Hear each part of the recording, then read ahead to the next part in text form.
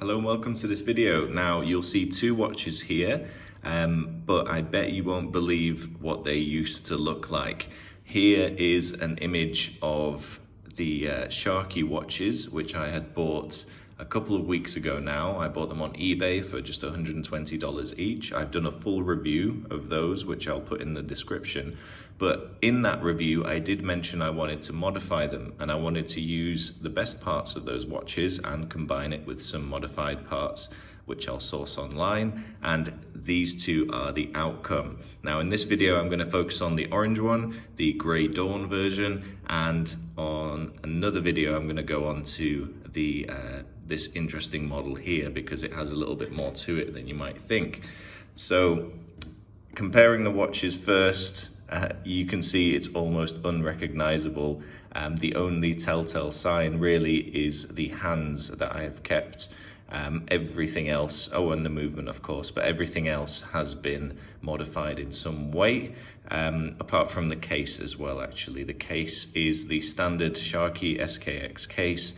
It's worth noting these aren't the Heimdaller cases, these are the eBay Sharky cases, but there are some advantages to using the eBay case because I've heard that the crown guards are a little sharp on the Sharky models, which they're not uncomfortable here at all, they're fine. So in this video, I'm going to go through exactly what I've done here, and in a subsequent video, I'm going to go through this one as well. So please like and follow my channel if you're interested in these projects. So let's begin. The first thing I did was, of course, I removed the bracelet the Sharky came on. I'll talk about this strap a little bit later. The case here I've kept exactly as it was. So we do have a little bit of brushing on the top, polished side. This is an SKX size, so 42.5 in diameter, and all of the parts that I have tried have fit perfectly. Now on the back, we have a completely polished case back. I'll just remove the sticker and give it a bit of a clean.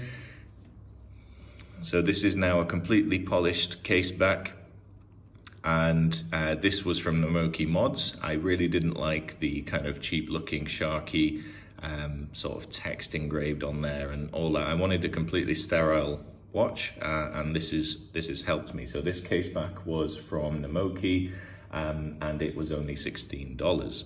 Now moving around, the crown, you might notice, is a bit different to the Sharky. Now I actually polished the crown myself.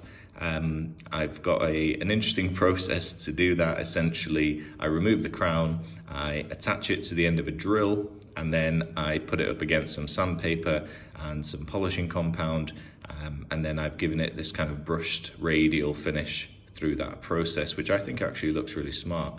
In some light, it looks a little bit rough, but most of the time you won't notice it, and most importantly, it is now sterile, and I've used the existing crown from the eBay Sharky.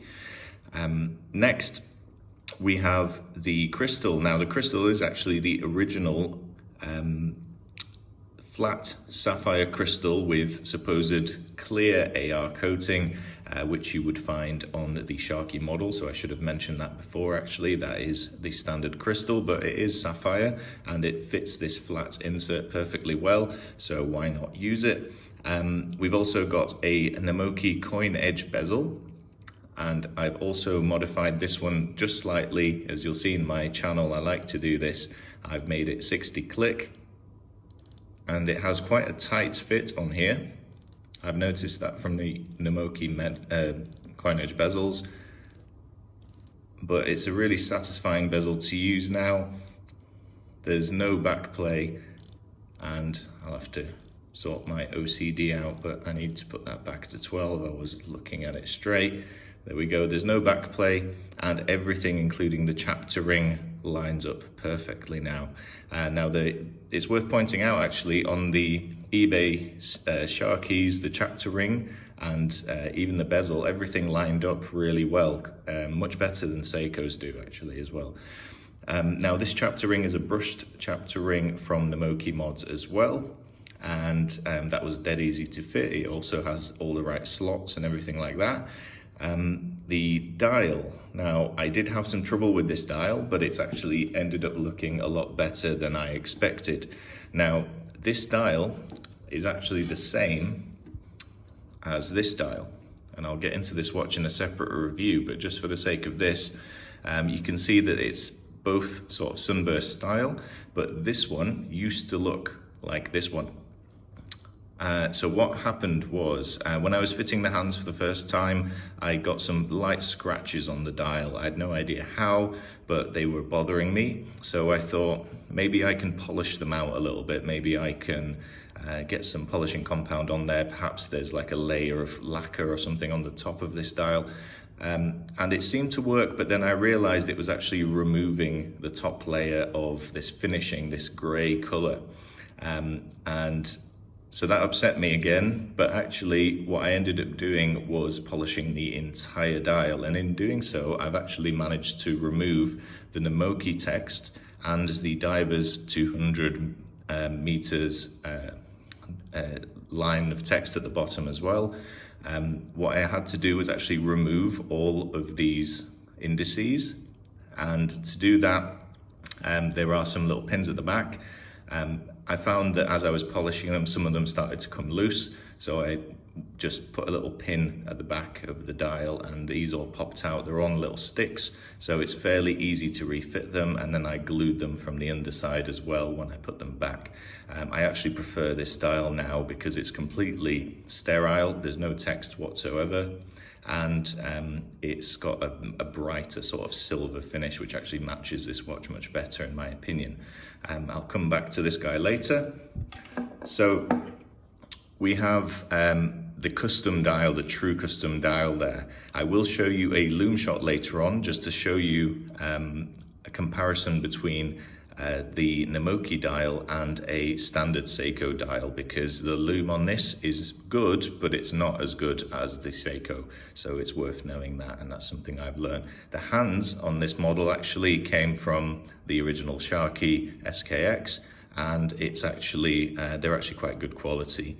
The second hand is an absolute pain to fit without some Rodico or some way of kind of holding it steady as you go. I did manage to do it quite well, but it's something that I would recommend, you know, you get a few spare hands in, because you may well break one trying to fit it. Now, the hand is red tipped, which is a bit of a contrast to the orange. I may have preferred to swap that out eventually for an orange hand, but this was not a watch I'm really making for myself. It was more of a watch that I could potentially sell and recover some costs for some of my tools and things like that. And I knew these are popular models. I mean, it is a nice looking watch. It's just a little too bright for me, I think. Now, moving on to the strap. These are brilliant. These are Zuludiver straps, and I got them, you'll see the logo on there. I think it's this way around. Zuludiver. These straps are $35, and they are from WatchGecko. So there we go. WatchGecko have been great. They've got a huge range. A little bit hard to find straps that are in stock on their website, but apart from that, I'm really impressed with this rubber strap. This is, you know, I've tried on some Breitlings before, and with rubber straps, and I always thought those were amazing. This feels just like it, and it's $35. It also has a quick release system, which makes swapping them out a breeze as well. I didn't mention the insert, actually. This was from NamokiMODS as well.